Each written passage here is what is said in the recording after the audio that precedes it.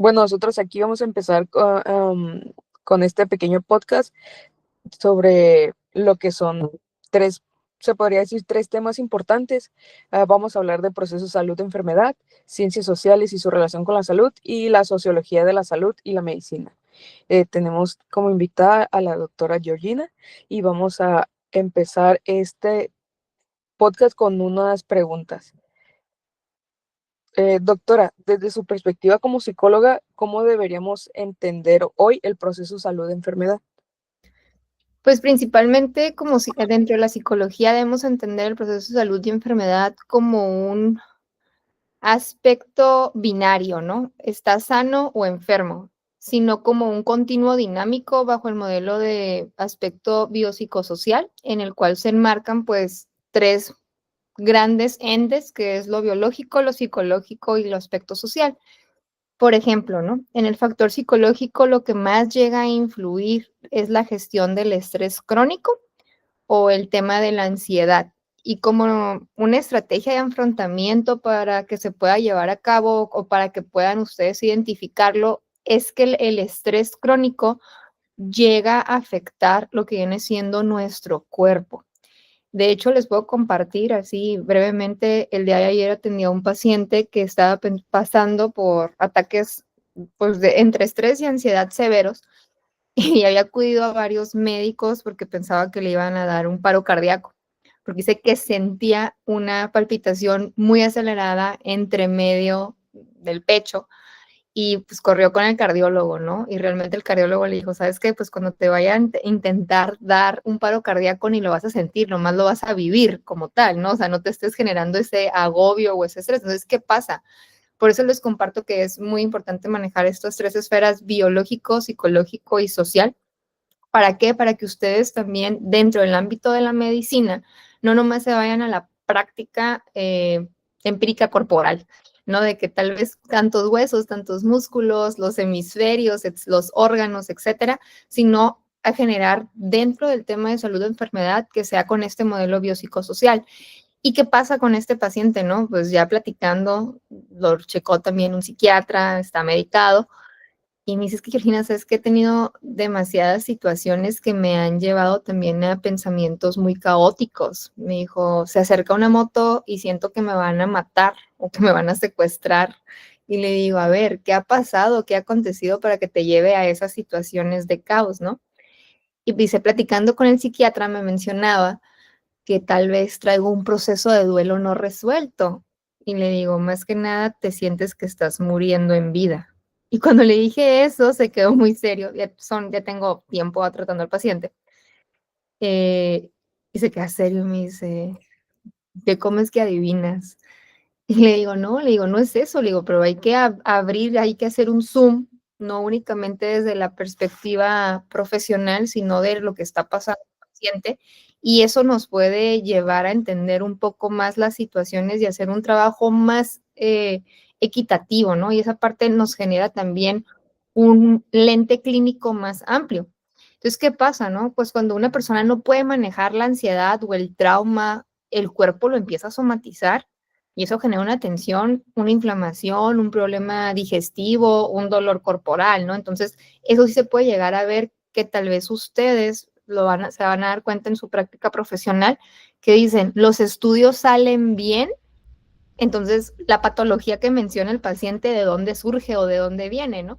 Igual, como les mencionaba, ¿no? Eso tanto de lo bio, de lo psico y en el aspecto social, pues es muy importante esa red de apoyo con la que cuente la persona, el paciente.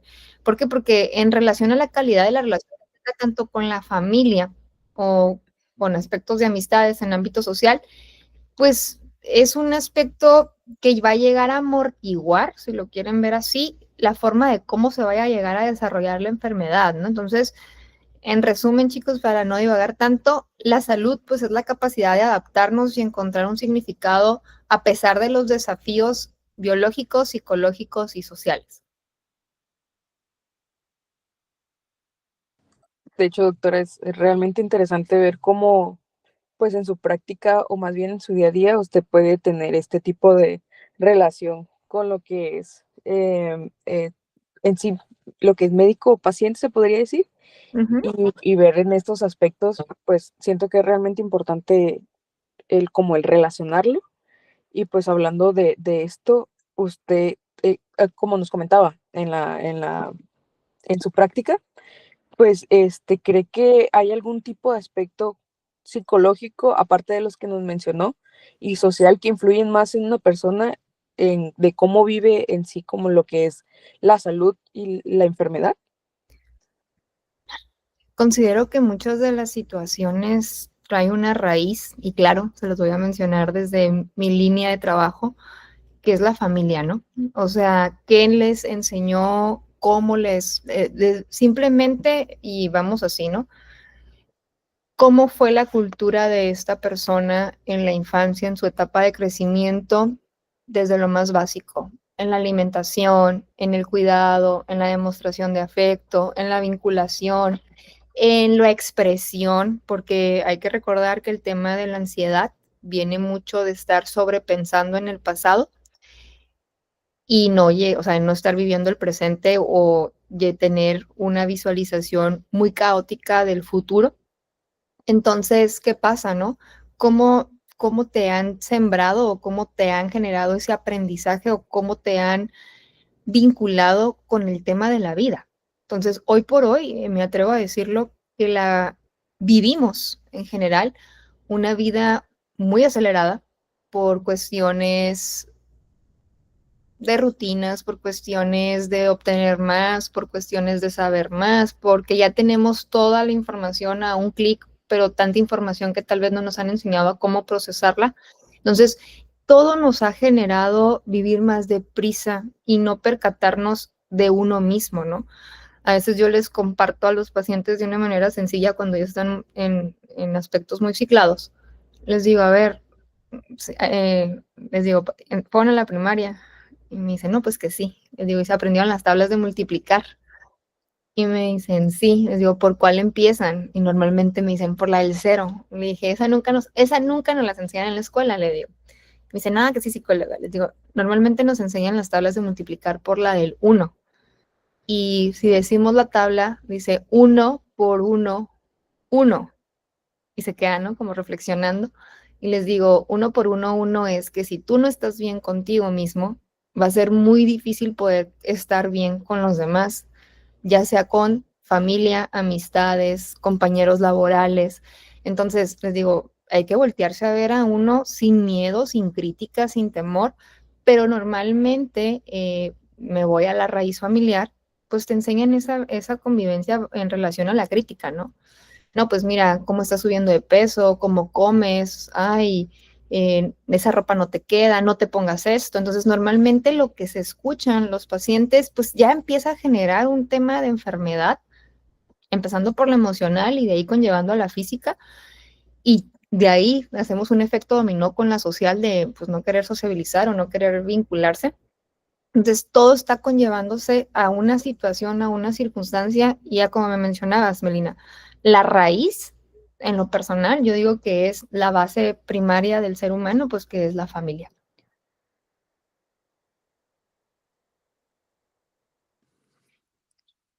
Muy bien, doctora. Entonces, ¿usted cree que, bueno, más bien para usted, como que papel cree que juega lo que es pues el área laboral o lo familiar o también lo económico con respecto al manejo de las enfermedades? Ok, en el caso de los contextos no solo juegan un papel, ¿no? A menudo son los directores de la orquesta de la enfermedad, si lo quieren ver así. ¿Por qué? Porque como les mencionaba, ¿no? En el contexto familiar opera bajo la teoría sistémica y es un sistema familiar, puede ser disfuncional y puede generar o mantener la enfermedad de un miembro, que eso se le conoce como la homeostasis. Por ejemplo, en un ambiente laboral o en un aspecto económico, puede ser una situación de una explotación en el factor del estrés crónico, que se puede traducir directamente en enfermedades físicas a través del aumento del cortisol o lo que llamamos la carga alostática, ¿no? Entonces, es importante que el paciente, por ejemplo, con diabetes, se adhiera a una dieta si su contexto económico se lo permite, pues comprar alimentos que no sean ultraprocesados o que maneje un estrés en su trabajo que no le exija tal vez 12 horas diarias laborales. O, por ejemplo, ¿no? El manejo efectivo de enfermedad que no pase por darse una lista de cosas que hacer, sino por ayudar a modificar su contexto para que cambie y ese sea sostenible. Sin embargo, hay que ser conscientes de la realidad de la que vivimos en el país, ¿no? En el cual tal vez ahorita, por ejemplo, un instituto de salud pública, llámese IMSS, llámese INSTE, llámese INSTECALI, pues no cuenta tal vez con esa, pues sí, con ese apoyo completo como pues, lo que se está necesitando en referencias a las enfermedades que se están viviendo hoy por hoy a nivel cultural en el país, ¿no? Simplemente me imagino que ustedes saben que en el único estado donde se obtiene lo que viene siendo la cobertura universal de cáncer infantil es en Monterrey, cuando realmente pues debería ser en todo el país. Si uno de los estados del país puede con él, pues ¿por qué no pueden los demás estados? ¿No? Entonces entran muchos aspectos o muchos criterios que puede que en el contexto que pueda jugar tanto lo familiar, laboral y en lo económico, pues en este aspecto económico pues ya entran también factores políticos, ¿no? Entonces cada uno de los contextos de los que me mencionas, pues suelen ser sumamente importantes para poder llevar un manejo apropiado de salud y enfermedad, ¿no? Como tal. Sí, sí, sí, claro. Gracias. Entonces, doctora, otra pregunta. ¿Diría usted que esta es la manera en la que influye la historia de vida de una persona en la manera en la que se va a desarrollar y se interpreta esta salud de enfermedad? Ok. En el caso de la historia de vida, pues especialmente las experiencias tempranas y los apegos, es el mapa genético de nuestra respuesta al dolor y al estrés. Cada uno de nosotros vivimos una historia diferente de vida. ¿En qué sentido? Tal vez temas de pérdidas, temas de cómo se vinculó la familia. No significa que porque vengas de una familia disfuncional ya tengas un apego inseguro, ¿ok? Porque a veces me llegan a decir eso, es que yo vengo de una familia de padres divorciados, entonces soy insegura por eso. No necesariamente. Entonces, ¿qué pasa? Lo que sí es importante identificar es que si una persona creció en un ambiente donde las emociones o el dolor fueron ignorados o invalidados, esas personas aprenden a somatizar. O sea, es decir, expresan su malestar psicológico a través de síntomas físicos. Dolor crónico, migrañas, aumento de peso. También influye en su autoeficacia en las experiencias pasadas de fracaso o de trauma del paciente, ¿no? O sea, que puede llegar a creer ciertas situaciones o ciertas circunstancias que no son del todo, que no se puedan procesar como tal, ¿no?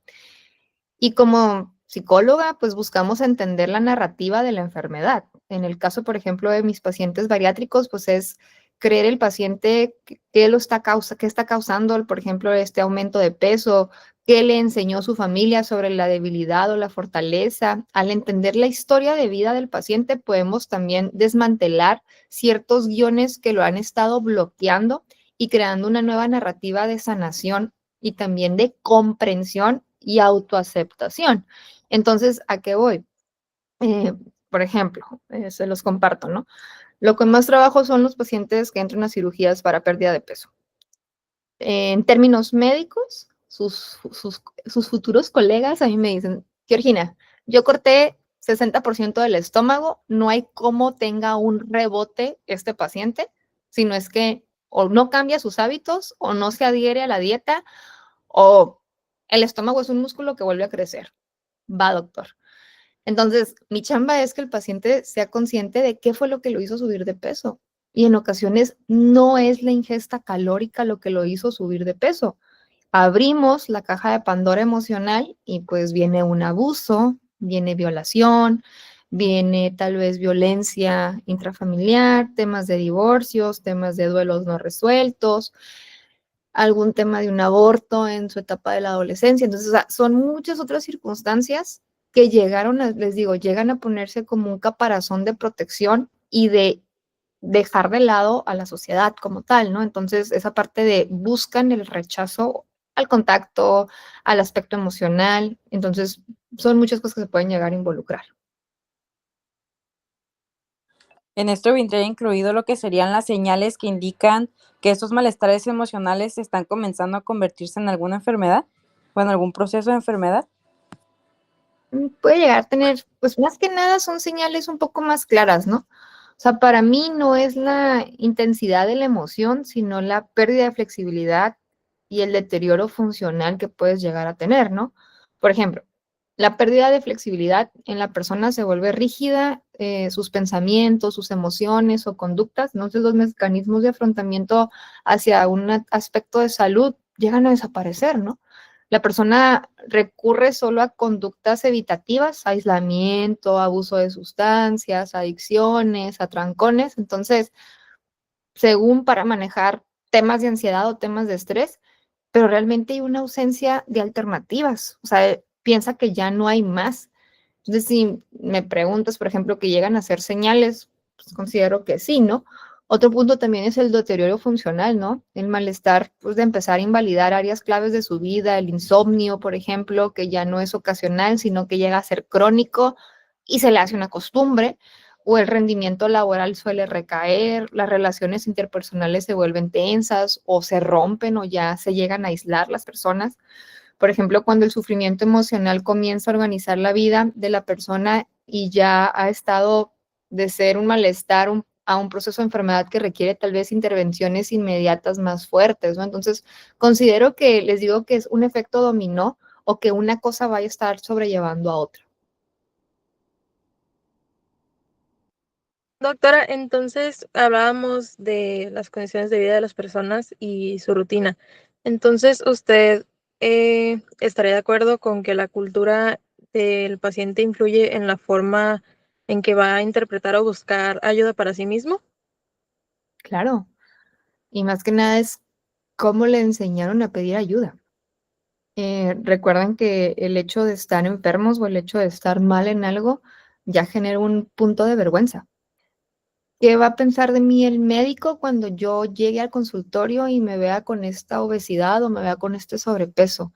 Las personas sobrepiensan, porque, ojo, en relación a lo que se está presentando, cultural, familiar, etcétera, normalmente se sienten muy autocriticados por el hecho de no tener salud. Entonces, desde ahí ellos sí sienten como esa parte de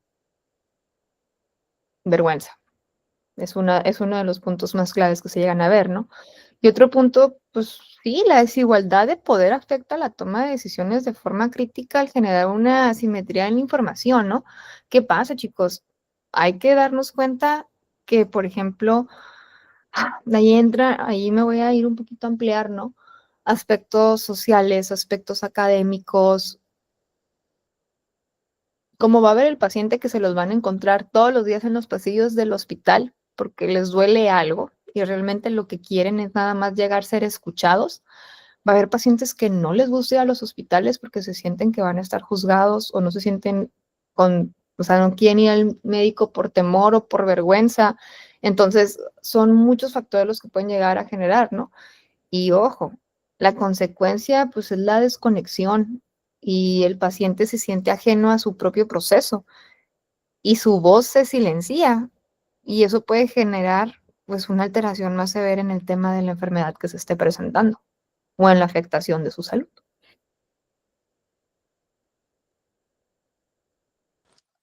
Creo que hablando sobre ese tema, más bien siguiendo con la conversación de ese tema, es importante, como usted lo menciona, se podría decir la vergüenza entra también en el estado más que del profesional como del paciente.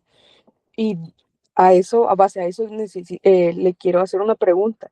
Según su experiencia, ¿cree que afectan las desigualdades, ya sea de esto, del poder entre profesionales de la salud y los pacientes, en algunas, ya sean decisiones médicas o más bien en su experiencia como paciente, y usted?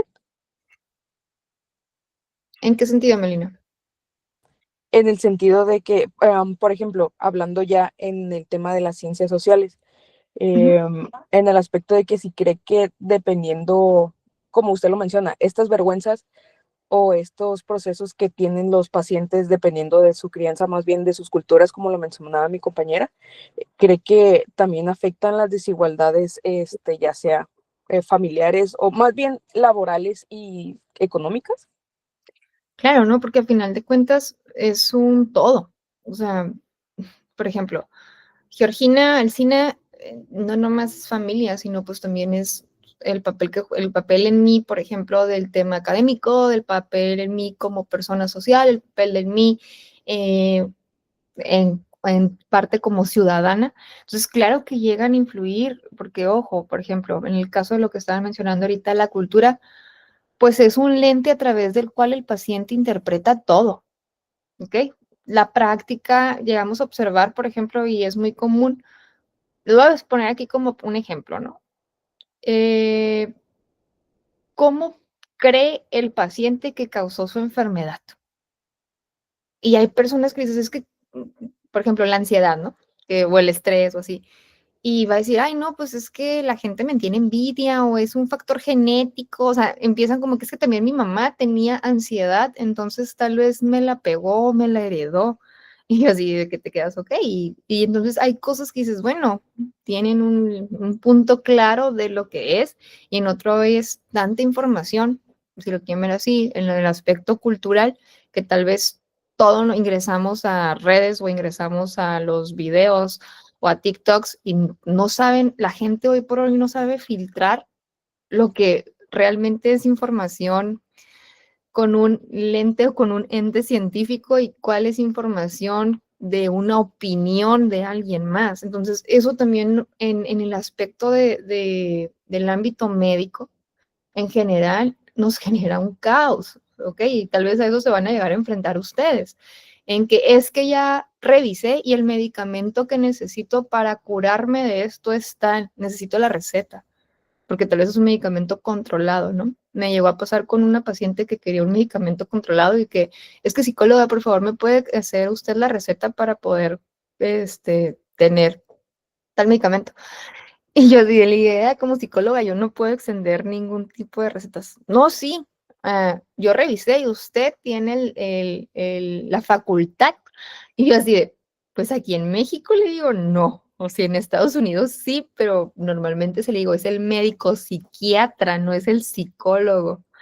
Ah, entonces, ¿qué pasa? Tal vez sí puedo decirlo hasta la ignorancia, que es un factor también cultural, académico, pues puede llegar a generar ahí un cierto roce en el tema de la consulta. Igual, ustedes es algo bien importante que ahorita en su formación tienen que tener muy en claro. Ustedes tienen una palabra con mayor valor académico y formativo ante el paciente. No porque el paciente quiera un clonazepam, porque eso es lo que usa su vecina y eso le genera calma, está bien. Entonces, realmente es cuál es el diagnóstico, qué es lo que se necesita, y ya si tal vez ustedes determinen otro aspecto, pues va, ¿no? Y otro punto también, pues, es la búsqueda de ayuda, ¿no? La cultura y la comunidad dictan cuándo es aceptable buscar ayuda. ¿Y qué pasa? Primero van a acudir con ustedes médicos que con el psicólogo. ¿Por qué? Porque culturalmente ir con el psicólogo es de locos. Les voy a decir algo, en las épocas tal vez de todavía los 90, ya ahorita pues es un poquito más culturalmente abierto el hecho de ir con el psicólogo, pero muchos años fue tabú. ¿Qué tienes como para ir con el psicólogo? Ay, si vas con el psicólogo estás loco, ¿no? Entonces, esa parte, pues yo digo que sí tiene un peso cultural o tuvo un peso cultural. Hoy por hoy, sí, también ha generado favorecimiento tal vez el hecho de que las campañas de comunicación, la información, que entiendan que acudir con alguien más, a nomás a que los escuchen, porque a veces sí me lo han llegado a comentar, pero es que nomás vengo a que me escuche y yo, pero tal vez necesito ser escuchado, ¿no? Porque nadie más te ha compartido ese punto o ese efecto. Entonces, claro que también influye la comunicación, el respeto jerárquico que puede impedir que el paciente mire a los ojos al médico o cuestione su autoridad, afectando la calidad de la información obtenida, ¿no? Indirectamente. Sí, doctora, y de hecho con este tema que acaba de abrir, me surge esta pregunta, ¿no? Hablando ahorita del contexto social, de la manera en que ya es una cultura como no ir al psicólogo porque es de locos, como usted lo mencionó. Y todo esto también sociales, ¿no? Porque ya se ha vuelto como parte de una cultura o algo que seguimos sin darnos cuenta. Y siento que todas estas cosas en conjunto puede abrir este tema donde los estereotipos de género también influyen en cómo los hombres y mujeres buscan atención, ¿no? O sea, describen síntomas o son tratados por los médicos de diferente forma, llegan y piden ayuda de diferente forma. ¿Usted qué opina o cómo se siente al respecto o desde su experiencia? ¿Cómo sí se nota como una gran diferencia entre hombres y mujeres? Ok, Valeria, y les comparto, ¿eh? Algo bien interesante que también nos proporcionó UABC es ahorita que no nomás podemos hablar de hombres y mujeres, ¿ok? Porque acuérdense que ahorita ya pues está una comunidad y tenemos que dirigirnos a lo que el paciente desee, ser llamado, ¿no? Desde ahí ya ese cambio entra al punto cultural, pues es muy, muy, muy importante. Y en relación a la pregunta que me haces de los estereotipos, pues en el caso de las mujeres llega a haber una tendencia histórica que es la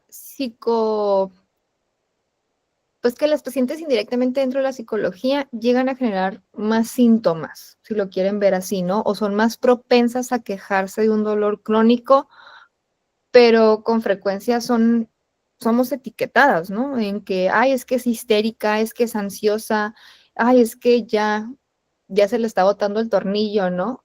Son somatizadoras, lo que lleva a un diagnóstico tal vez tardío de una enfermedad grave o de una situación significativa. Y en el caso de los hombres o de la masculinidad, pues la presión social ciertamente es que el hombre debe de ser fuerte y lleva a minimizar ciertos síntomas que puede también retrasar la búsqueda de una atención preventiva o de salud mental. Esto es una de las razones por la que los hombres suelen ser diagnosticados con enfermedades en etapas más avanzadas, ¿ok? Sin embargo, los estereotipos no solo afectan la percepción del paciente, sino también la profesional cuando un filtro inconsciente que altera la calidad del diagnóstico o del tratamiento. Por ejemplo, les comparto, el martes vi a una paciente por temas de pareja y les decía algo, estamos muy automatizados culturalmente, lo acepto. Le dije, ¿cuál fue el motivo de terminación, ¿no? De la relación. Y lo primerito que, yo no dije hombre, mujer ni nada, nomás dije, ¿cuál fue el motivo de terminación de la relación? Y me dice, era una relación con una mujer, es psicóloga.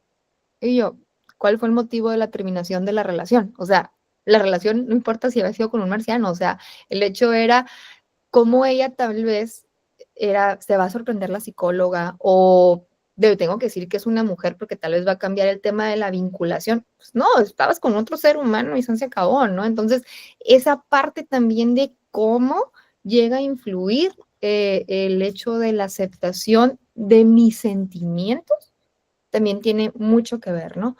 Y como les comentaba, les digo, a las mujeres solemos ser socialmente etiquetadas más fácil que lo que viene siendo el hombre, ¿no? Porque es el que debe ser fuerte.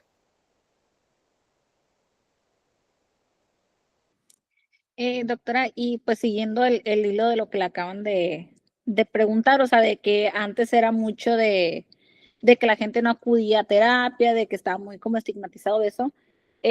¿Usted por qué cree que ahorita ya no solo se habla de curar la enfermedad, sino de promover pues la salud? Creo que regresamos a lo mismo, ¿no? Por esa parte de ser que nos hemos dado cuenta que la salud, pues no nada más es enfermedad, sino que es de estas, los vemos como en un triángulo, ¿no? Esa parte biopsicosocial. Y les comento, ¿no? O sea, las redes sociales también han brindado información valiosa o un poquito más de apertura. Las nuevas generaciones, me atrevo a decir que han quebrado muchos paradigmas sociales o muchas ideologías ancestrales Y eso es lo que ha llevado hoy por hoy a que tengamos también esa vinculación más de la mano y más sin pena. Sin embargo, considero que falta realmente el hecho de psicoeducar a nivel de la salud y de la enfermedad más allá de. ¿Por qué? Porque voy a ser fría, ¿no? Y ustedes recuerden, tal vez cuando estaban en la primaria, acudía un médico, una enfermera, a explicarlo del tema de las enfermedades de transmisión sexual en secundaria, porque nomás son ellos. Y pues no hagan preguntas, no esto, no el otro, lo que les digan, porque hay qué vergüenza. ¿Y qué pasa? Hoy por hoy ya llegas a una escuela y es como que, eso ya lo sé, o eso ya lo sé. O sea, si no, ahorita me reviso en internet y sabe que se equivocó en esto y en esto otro. Entonces, ¿qué pasa? Siento que hoy por hoy el aspecto social ya también se ha generado una apertura muy amplia en referente a los temas, tanto de, pues, digo, de salud y enfermedad. Sin embargo, me atrevo a decir que llega a haber fragmentación de la atención y puede también eso generar que el tema de la salud y enfermedad no se llegue a concluir de una manera favorable. Doctora, Creo yo tengo una preguntita. Del lado Adelante. de la relación médico-paciente, ¿cómo equilibra usted la parte profesional y la parte humana respecto a la práctica psicológica? Especialmente, por ejemplo, cuando trata con pacientes que atraviesan situaciones que a veces pueden ser para uno también desgastantes. Ok. ¿En algún caso en específico mío? No sé, un caso de abuso, no sé, menores o en pareja. Ok. Cuando se trabaja con el tema de infantes, por ejemplo, pues tienen que estar enterados un padre, madre o tutor mayores de edad en el caso de situaciones de abuso. Igual, ¿no? Cuando se va a trabajar en general con un menor de edad, pues tiene que estar alguien bajo el cuidado o la tutela de esta persona. Ahorita que me mencionabas que viene haciendo como con el ámbito médico, ¿a qué querías hacer referencia, Mía? Que te me cortaste. En su práctica, en el trabajo. Ok, ¿me puedes volver a repetir la pregunta, Mía? Es que te cortaste conmigo. Sí. ¿Cómo equilibra la parte profesional con la parte humana? Ok, o sea, En su vida personal, que no le afecte. ok, ahí les va. Y eso creo que es algo bien importante que también ustedes deben de considerar o tomar en cuenta. Es el hecho de que son médicos, pero no 24/7. ¿Ok? ¿En qué sentido? Es muy común que cuando vayan a ustedes a acudir a un evento social, como ustedes estudiaron medicina, fíjate que tengo estos síntomas, ¿qué es lo que me pasa? Me ha llegado a pasar muy comúnmente el hecho de que es que fíjate que estoy atravesando por esto, pero me gustaría escuchar tu opinión. Y yo les digo, van a escuchar la opinión de amiga y en el consultorio tal vez van a escuchar la opinión de psicóloga, pero como yo no los puedo atender, así que los voy a referir con alguien que conozco. ¿Qué pasa? Delimitar muy bien esa parte de dónde tenemos puestos los zapatos de la profesión y dónde tenemos puestos los zapatos de nosotros como personas y seres individuales. ¿En qué sentido? Nos llega a costar trabajo en ocasiones quitarnos los zapatos de la profesión. ¿Qué pasa? En el aspecto personal, en mi práctica clínica, yo sí les puedo decir que es muy necesario tener hábitos en el sentido de un hobby, en el sentido de salir a caminar, en el sentido de tener contacto con la naturaleza, en el sentido de tener días para ti, por llamarlo vacaciones, y realmente lograr esa desconexión, pero una desconexión laboral y tener una conexión personal. Y tener también esa introspección de cuál es tu necesidad. Porque, ojo, ustedes como médicos, claro que también van a llegar a un punto donde se van a poder tener que enfermar o poder enfermar, y es sano y es natural. Algo dentro de la carrera de psicología que sí se me hace muy interesante que nos hacen obligatorio, pero es como índice de requisito de titulación. En mis generaciones eran 120 horas de terapia, creo que ahorita ya los disminuyeron a 50, eso no me parece tan efectivo, pero en ese proceso que tardaba aproximadamente 2 años y medio, pues te hacen ponerte en los zapatos de un paciente.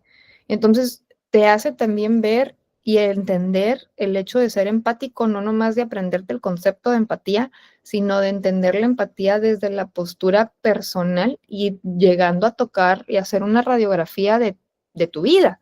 Entonces, hoy por hoy les puedo decir que realmente estar en contacto, en mi caso, con terapeutas es algo natural y es algo sano, también en el hecho de una introspección personal, ¿no? Entonces, ¿por qué? Porque a pesar de lo que ustedes decidieron estudiar, tienen una vida, tienen un pasado, hay una raíz familiar, ustedes tal vez van a construir una familia, entonces tienen que entender que son un ser individual antes de profesional y que eso no se les llegue a olvidar porque yo sé que en ocasiones traemos muchas situaciones cicladas que dejamos de lado esa visualización y eso también es importante. ¿Para qué? Porque estamos en constante cambio, chicos. Ustedes voltéense a ver y no son los mismos que empezaron en la carrera. Entonces, ese crecimiento emocional, personal y de conocimientos, pues genera una estructura como individuo.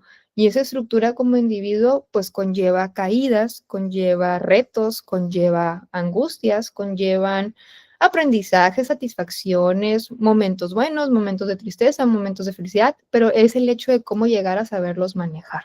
Entonces, la recomendación es subdividir esa parte personal de lo laboral y mantener siendo conscientes, más que nada. Concuerdo con lo que dijo doctora, pienso que es muy importante, pues más que nada dividir lo que sería vida laboral y ya lo que sería la vida pues personal de uno. Y tengo una pregunta para usted. ¿Cuál considera que es el mayor desafío ético en la relación médico-paciente en la actualidad? Y especialmente con el auge de la inteligencia artificial, pues lo que puede ser ChatGPT o Gemini o pues muchas más, ¿no? Y pues también lo que es importante, el riesgo de lo que sería una deshumanización de la atención del médico y el paciente. Ay, Emiliano, ¿cómo sabes que doy la materia de ética, los de psicología? Pues miren, el mayor desafío siento que va a ser mantener la premisa de una empatía humana frente a la eficacia de un algoritmo. O sea, que voy. Comentario muy personal. Considero que jamás va a ser igual el contacto de la inteligencia artificial con el del ser humano, ¿no? O sea, la inteligencia artificial es una herramienta poderosísima que mejorará, o sea, que nos hace mejorar o aprender o a indagar más, que sirve como herramienta. O sea, eso es algo bien claro que tenemos que entender todos, ¿no? Pero también soy consciente que existe el riesgo de que el profesional se convierta en un ejecutor de datos, o sea, que nos volvamos como computadorcitas y no como clínico de escucha. Por ejemplo, dentro de la psicología es muy común que, por ejemplo, el proceso terapéutico dure 50 minutos, 60 minutos, ¿no? Pero si el paciente está muy latente, tienes que ser empático y ser coherente y ser consciente que, pues, aunque el reloj te marque 50, puedes generar esa flexibilidad. Entonces, ¿qué pasa? En el caso de la inteligencia artificial,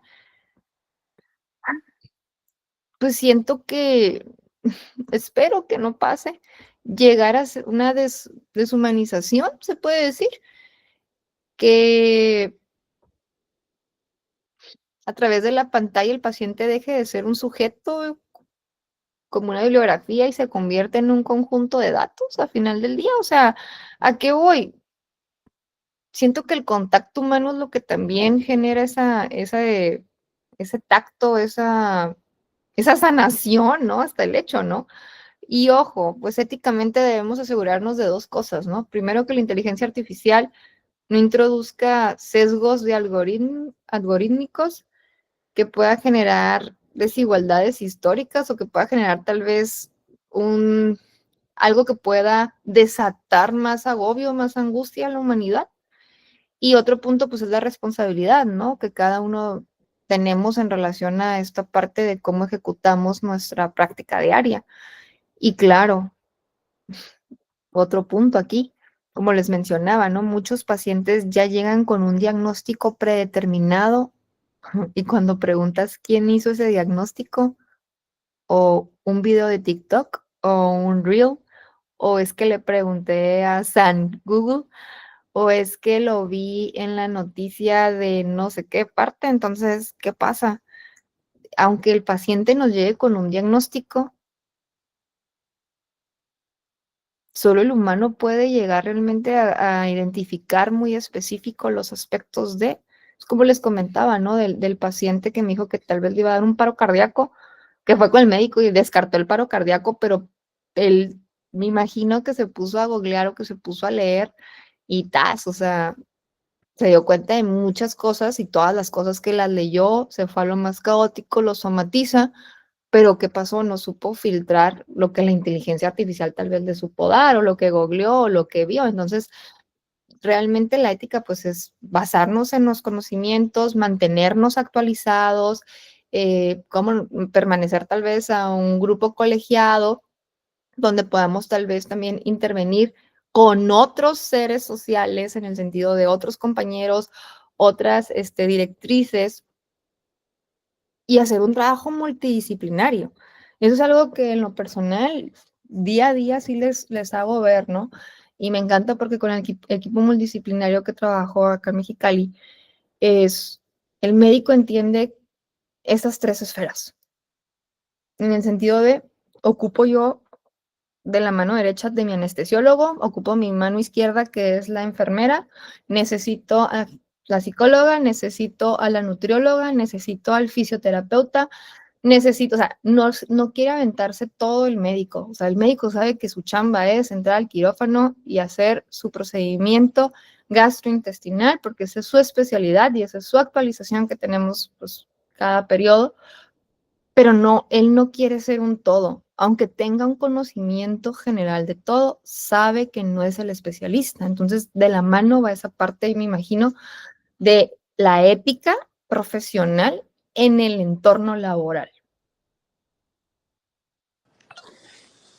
Ahora, doctora, relacionando un poco el tema de la inteligencia artificial que le preguntó mi compañero, me gustaría preguntarle hasta qué punto usted considera como psicóloga que es tolerable o aceptable en sectores en los cuales se ve un factor social en México, como lo es la situación económica en pobreza, que INEGI lo reporta, casi un 30% de la población en México se encuentra en esta situación. ¿Hasta dónde ve aceptable usted que el uso de inteligencia artificial pueda ser una red de apoyo psicológica para pacientes que no tienen acceso tan fácil como otras personas a acudir a ayuda psicológica, y que quizá no lo expresen también por otro tipo de factores sociales que usted estuvo mencionando a lo largo de la entrevista? Me encantaría decirte que sería excelente que contaran con la información, pero encuentro un grande problema: la interpretación. O sea, tú puedes tener la información a la mano, pero la interpretación que tú le das a algo es en relación, y vuelvo, a tu historia de vida, a tus conocimientos y a tus aptitudes. Entonces, la inteligencia artificial puede brindarte la información valiosa, científica o verídica, pero la interpretación que le dé cada persona, ahí es la brecha en la que yo encuentro y espero el hecho de que no lleguemos a ser reemplazables por la inteligencia artificial. ¿Por qué? Porque cada persona llega a tener un punto interpretativo emocional. Y en el caso del psicólogo, mantenemos un punto interpretativo científico. Entonces, esa parte es la que siento que la inteligencia artificial, pues, no lo puede brindar al 100, porque cada persona es un mundo. Entonces, como lleguen a interpretar lo que les brinde, eso es lo que puede generar un caos o puede generar también un punto favorable, ¿no? Entonces, Eso es todavía lo que a mí me genera ruido.